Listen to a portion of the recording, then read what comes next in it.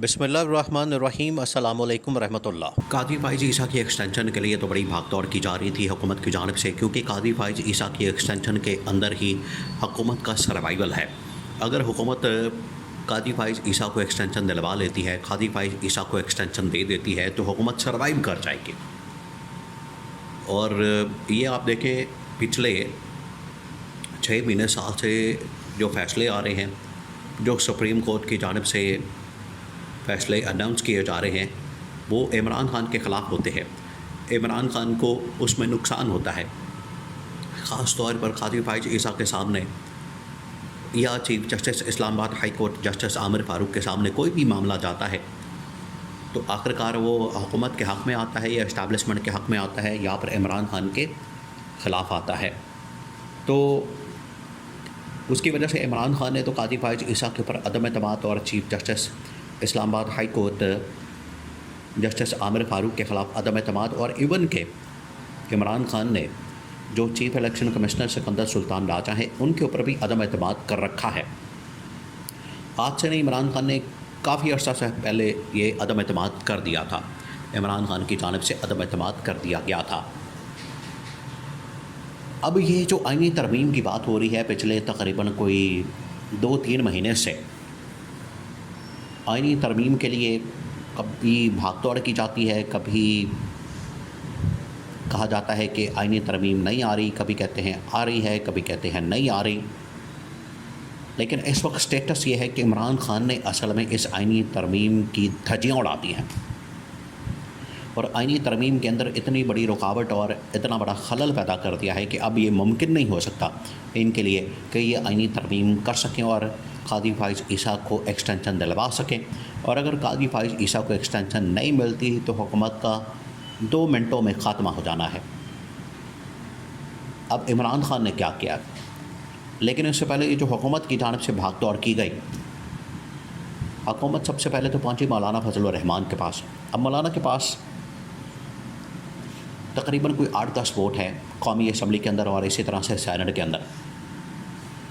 कौमी असम्बली से वोट हासिल करने के लिए, कौमी असम्बली से इसको पास करवाने के लिए 225 का नंबर चाहिए हुकूमत को।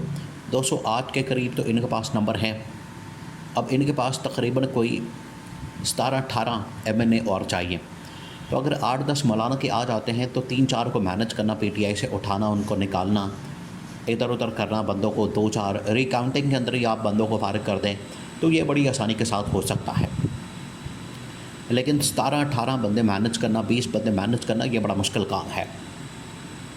तो मौलाना के पास पहुँचे। मौलाना के सामने जब जाके इन्होंने ये बात रखी कि आप हमें आईनी तरमीम करनी है तो हमें सपोर्ट करें, मौलाना ने कहा कि सबसे पहले तो आप इस बात के ऊपर माफ़ी मांगें कि जो पहले आप लोगों ने मुझसे वादे किए, मुझे सदर बनाने का कहा, मुझे गवर्नर केपी लगाने का कहा, मुझे बलूचिस्तान के अंदर शेयर देने का कहा, ये तमाम चीज़ें तो दूर की बात है। इलेक्शन के अंदर जब सीट एडजस्टमेंट की बात आई तो आप भाग गए, आपने आपस में मुकमका कर लिया। फिर इलेक्शन के बाद हुकूमत साजी का जब मामला आया तो आप लोगों ने आपस में तय कर सारे मामला तय कर लिए, और बलूचिस्तान के अंदर मेरे पास जो सबसे ज़्यादा मैंडेट था, वहाँ से आप लोगों ने मुझे आउट कर दिया। ये मौलाना ने सबसे पहले तो शिकवा किया। दूसरा, फिर मौलाना ने अपनी शर्त रखी, मौलाना की जानिब से शराइत रखी गई। मौलाना ने कहा कि मुझे पहले केपी के अंदर गवर्नरशिप दी जाए, सेनेट के अंदर डिप्टी चेयरमैनशिप दी जाए, 4 से 6 वजारतें मुझे वफाक के अंदर दी जाएँ, और इसी तरह से मुझे बलूचिस्तान के अंदर भी ठीक ठाक किस्म का शेयर दिया जाए। ये मौलाना की जानिब से बातें की गई और मौलाना की जानिब से ये मामला जो है वो सामने रखे गए। अब मौलाना डील करने में, लेन देन करने में, गिव एंड टेक करने में तो तेज़ आदमी है।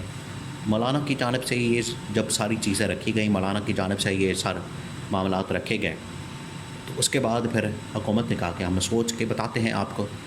हुकूमत इसके ऊपर थोड़ा बहुत एग्री भी कर गई, उन्होंने रजामंदी का इजहार भी कर दिया।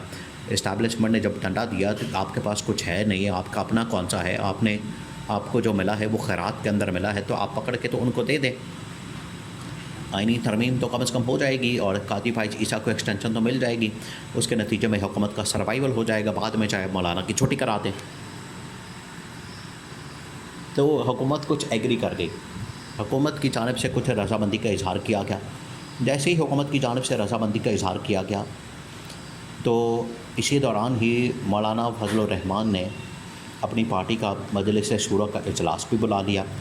अब पार्टी ने कहा कि अगर आप ये इजलास बुलाते हैं, इजलास होता है, मीटिंग होती है, तो उसमें मौलाना ने कहा है कि मौलाना को कहा गया कि ये जो आइनी तरमीम के लिए आप सपोर्ट करें और जो शर्तें आपकी जानिब से रखी गई हैं, अगर वो आपकी शर्तें पूरी कर देते हैं, आपको गवर्नरशिप और वजारतें और ये ओहदे मिल जाते हैं, इससे आपका और आपके ख़ानदान का फ़ायदा होगा, पार्टी का कोई फ़ायदा नहीं। पार्टी करती है अवामी सियासत, इक़्तिदार की सियासत नहीं करती। तो अगर आपने अपने ख़ानदान को फ़ायदा देना है तो फिर पार्टी को ख़त्म कर दें, हमें आप घर भेज दें, हम घर चले जाते हैं। लेकिन अगर पार्टी का फ़ायदा सोचना है तो फिर हमने इस हुकूमत के साथ नहीं जाना, क्योंकि इस हुकूमत के साथ जाने का मतलब ये है कि आप अवामी सतह पर बिल्कुल ज़ीरो हो जाए। जो इनके साथ खड़ा हो जाएगा वो अवाम में फ़ारग हो जाएगा, अवाम में उसकी साख ख़त्म हो जाएगी। इस वजह से पार्टी ने यह फ़ैसला किया, मौलाना के ऊपर प्रेशर डाला कि हमने इस आइनी तरमीम में हुकूमत का साथ नहीं देना। ये फ़ैसला हो गया। उधर से इन्होंने ये एक गेम डाली हुई थी कि हम इमरान खान के कुछ लोग तोड़ेंगे, इमरान खान के लोगों को इधर उधर करेंगे, इमरान खान को 4-5 बंदे, कोई 8-10 बंदे इधर उधर करके उनसे वोट डलवा लेंगे और आइनी तरमीम कर लेंगे। अब इमरान खान ने ये किया, पीटीआई के तमाम मेंबरान कौमी असम्बली को यहाँ से निकाल के एक सेफ जगह पर मुंतकिल किया और कौमी असम्बली के अंदर ये कहा कि 10 बंदे टोटल रहेंगे। वो तो एक मौका मिल गया एहतजाज करने का, इनके ऊपर जो मेंबरान कौमी असम्बली को जो पीटीआई के अरेस्ट किया गया, इसकी आड़ में इन्होंने कहा कि 10 बंदे टोटल बैठेंगे, बाकी सारे मेंबरान कौमी असम्बली को इन्होंने सेफ जगह पर मुंतकिल कर दिया ताकि ना वहाँ से हिलेंगे और ना कोई अपनी वफ़ादारी तब्दील करेगा, ना इनको वोट कास्ट करेगा। अब इनकी आइनी तरमीम बिल्कुल फ़ारिग हो गई है। नंबर गेम ही पूरा नहीं होना तो आइनी तरमीम कहाँ से आनी है? आइनी तरमीम नहीं होनी तो एक्सटेंशन नहीं होनी, एक्सटेंशन नहीं होनी तो हुकूमत का सर्वाइवल नहीं होना, हुकूमत फिर फ़ारिग हो जानी है। और जस्टिस मंसूर अली शाह ने चीफ जस्टिस बनते साथ ही इस हुकूमत की छुट्टी करा देनी है। मखसूस नशस्तों का फ़ैसला, 5 फरवरी के इंतखाबात का मामला और फिर बहुत सारे मामलात खुल जाने हैं।